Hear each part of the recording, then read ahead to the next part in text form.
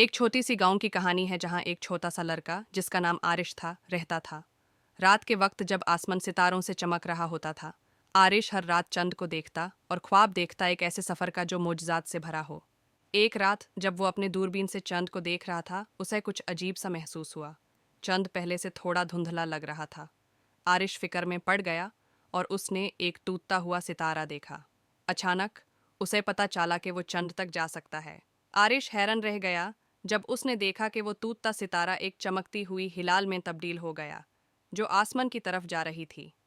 बगैर किसी हिचकिचाहट के आरिश उस हिलाल पर चढ़ गया और ऊपर चढ़ते हुए वो चंद तक पहुंच गया। वहां उसने देखा कि चंद पर एक गहरी कॉस्मिक धूल की परत चढ़ी हुई है, जो चंद की रोशनी को धुंधला कर रही है। चंद पर आरिश की मुलाकात लूना से हुई, जो चंद की पारी थी।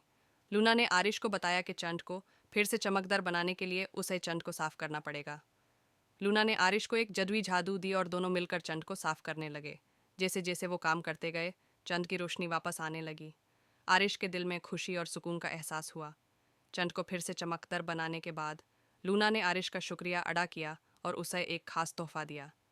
वो एक छोटा सा चांद का पत्थर था जो नरमी से चमक रहा था। लूना ने कहा कि जब तक आरिश इस पत्थर को अपने साथ रखेगा, वो हमेशा चंद का सफ़र कर सकता है और अपने इस एडवेंचर को याद कर सकता है। आरिश वापस अपने गांव आ गया और चमकदार पत्थर उसके हाथ में था।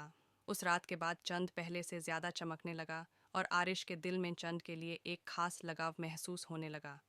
वो अपनी कहानी सबको सुनाता और दूसरे बच्चों को भी रात के आसमान के हैरान कुन नज़ारों का लुत्फ उठाने के लिए इंस्पायर करता। और इसी तरह आरिश चंद पर जाने वाला लड़का कहलाने लगा और उसकी कहानी दूर दूर तक मशहूर हो गई। ये कहानी सबको यह याद दिलाती है कि एक छोटी सी शख्सियत भी एक बड़ा फ़र्क ला सकती है। उम्मीद है आपको ये कहानी पसंद आई होगी। Thanks for watching.